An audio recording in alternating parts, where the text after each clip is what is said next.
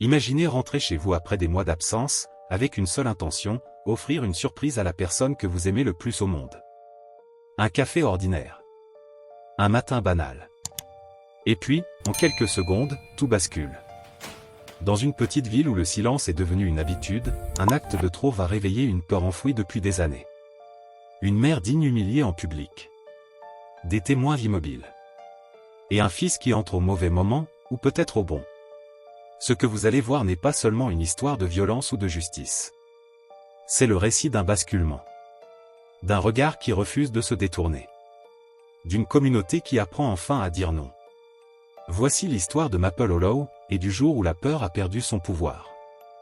Après plusieurs mois d'absence, un homme nommé Deshaun Moore rentre discrètement dans sa ville natale avec une seule idée en tête, surprendre sa mère lors d'un petit déjeuner dans un café local. Ce qu'il pensait être un moment simple et chaleureux se transforme en scène choquante lorsqu'il découvre, en entrant dans le Sunrise Corner Café, un individu dominant et agressif en train d'humilier une femme âgée devant tout le monde. Le café est rempli de clients habituels, silencieux et tendus, comme s'ils avaient appris depuis longtemps à ne pas intervenir. Evelyn Moore, une femme noire âgée, digne et calme, était venue ce matin-là pour rencontrer quelqu'un dont elle ignorait l'identité, sentant seulement que ce rendez-vous était important.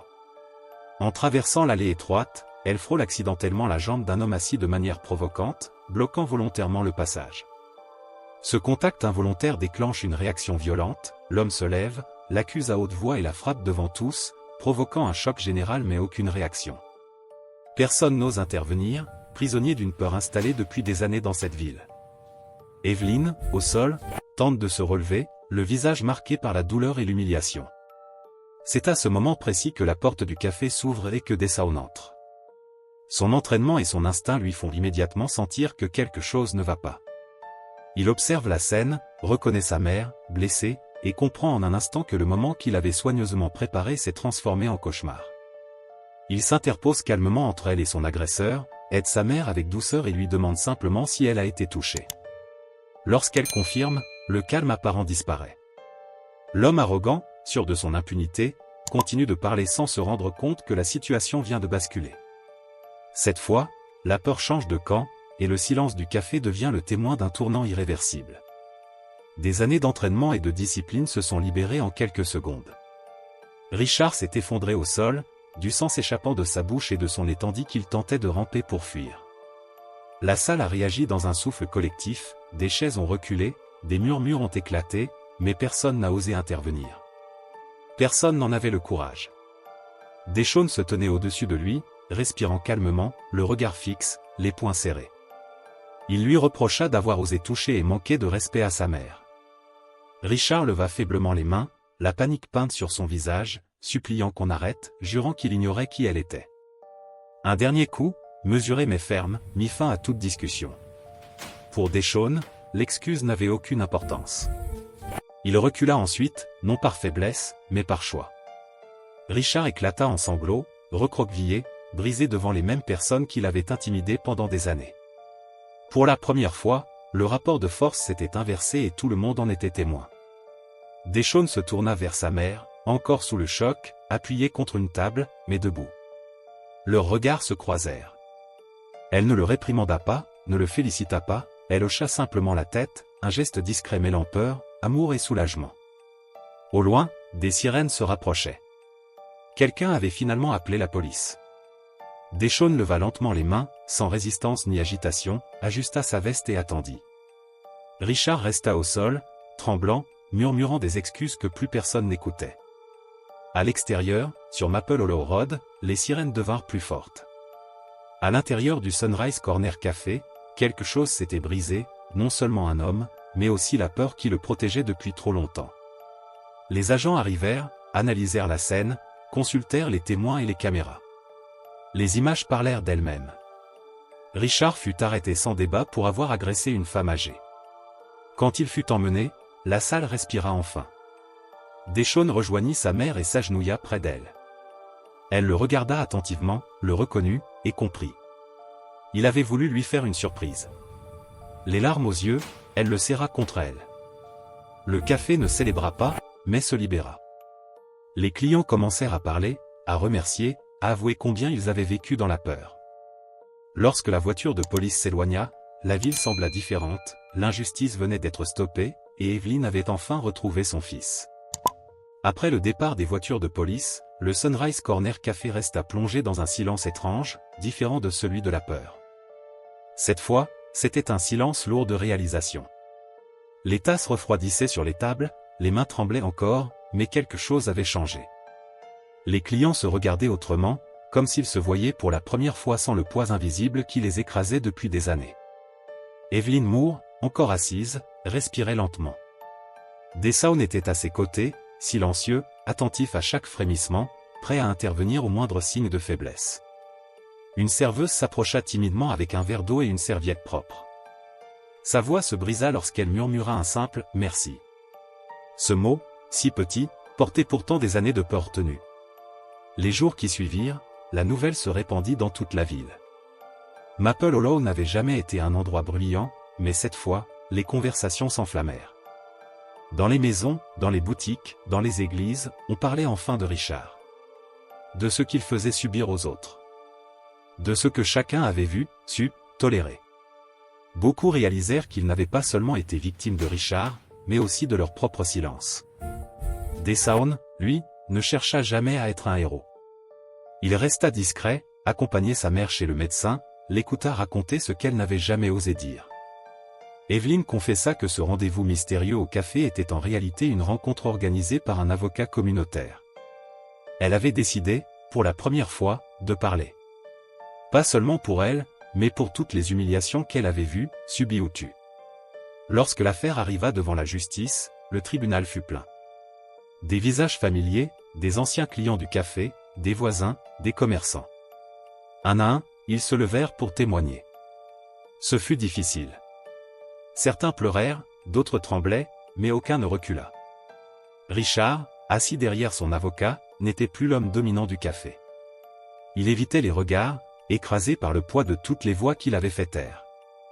Les images des caméras, combinées aux témoignages, ne laissèrent aucun doute.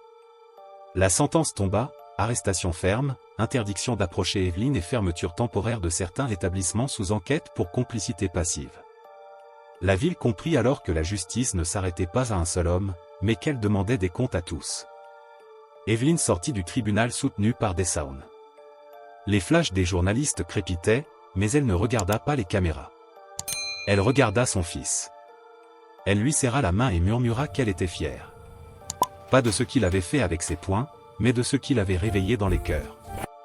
Avec le temps, Maple Hollow commença à changer. Le Sunrise Corner Café rouvrit ses portes sous une nouvelle direction. Les tables furent déplacées, l'allée élargie. Un petit panneau apparut près de l'entrée, ici, le respect n'est pas une option. Ce n'était pas une menace, mais une promesse. Deshaun resta quelques mois de plus que prévu. Il participa à des réunions communautaires, parla aux jeunes, non pour glorifier la violence, mais pour expliquer la responsabilité, le courage et la limite entre se défendre et se perdre soi-même. Il répétait souvent que la vraie force n'était pas dans le coup porté, mais dans le refus de détourner le regard. Un matin, comme il l'avait imaginé au départ, Deshaun s'assit enfin avec sa mère au Sunrise Corner Café. 2 cafés fumants, un silence doux, sans tension. Evelyn sourit, un sourire paisible, libéré. Elle leva sa tasse et dit simplement. Cette fois, la surprise est parfaite. À travers la vitre, la ville semblait respirer autrement. Maple Hollow ne serait jamais parfaite, mais elle n'était plus la même. La peur avait perdu son trône. Et parfois, il suffit d'un fils qui rentre chez lui, au mauvais moment, pour que tout bascule dans le bon sens. Les semaines passèrent, mais l'écho de ce matin-là ne s'éteignit pas. À Maple Hollow, les habitudes avaient changé sans que personne ne s'en rende vraiment compte. Les gens se saluaient davantage, restaient un peu plus longtemps dans les lieux publics, parlaient à voix haute. Le silence, autrefois pesant, avait perdu son pouvoir. Evelyn Moore reprit peu à peu ses promenades matinales. Elle marchait lentement, appuyée sur sa canne, mais la tête haute. Certains passants s'arrêtaient pour lui parler, parfois maladroitement, parfois avec émotion. Beaucoup s'excusaient. Pas seulement pour ce jour au café, mais pour toutes les fois où ils avaient vu sans agir. Evelyn écoutait sans juger. Elle savait que la peur peut enfermer plus sûrement que des chaînes. Deshaun, lui, ne dormait pas toujours bien. Les nuits étaient peuplées d'images qu'il n'avait jamais vraiment affrontées, ses années d'entraînement, les situations extrêmes, les choix rapides. Il n'avait jamais levé la main sans raison, mais cette fois, c'était différent. C'était personnel. Il se demandait souvent si la violence, même justifiée, laisse jamais quelqu'un intact. Sa mère le voyait. Un soir, elle posa simplement sa main sur la sienne et dit : « Tu m'as protégé. Maintenant, protège-toi aussi. » Ces mots restèrent gravés en lui. Peu après, une assemblée citoyenne fut organisée dans la salle municipale. La salle était pleine à craquer. Des visages que personne n'aurait imaginé voir parler prirent la parole. Une serveuse raconta comment Richard exigeait le meilleur service sans jamais payer correctement. Un ancien employé du café avoua qu'il avait quitté son poste après des menaces. Une femme confessa avoir changé ses horaires pendant des années pour éviter de le croiser. Chaque témoignage retirait un peu plus le masque de l'indifférence collective. De ces réunions naquit un comité local de vigilance et de soutien. Pas une milice, pas une force de confrontation, mais un réseau de personnes décidées à ne plus rester seules. Des numéros furent affichés, des formations organisées, des discussions ouvertes dans les écoles. Maple Hollow apprenait, lentement, à se tenir droite. Deshaun refusa toute mise en avant médiatique. Il déclina les interviews, se contentant d'un message simple transmis par le maire : ce n'est pas l'histoire d'un homme fort. C'est l'histoire d'une communauté qui a cessé d'avoir peur. Pourtant, les jeunes le cherchaient. Ils venaient le voir au terrain de sport, au centre communautaire. Il posait des questions sur la force, le respect, la colère. Deshaun répondait sans glorifier quoi que ce soit. Il parlait de limites, de responsabilités, et surtout du moment où l'on choisit de ne pas devenir ce que l'on combat. Un an passa. Le Sunrise Corner Café devint un lieu différent. Les murs furent repeints, des photos de la ville y furent accrochées. Sur l'une d'elles, on voyait Evelyn, assise à une table, souriant doucement, sans mise en scène. Elle n'avait jamais demandé à être un symbole, mais elle l'était devenue malgré elle, celui de la dignité tranquille. Richard, de son côté, fut condamné à une peine ferme assortie d'un suivi psychologique obligatoire. Son nom n'était plus prononcé avec crainte, mais avec distance. Il n'était plus le centre de la ville.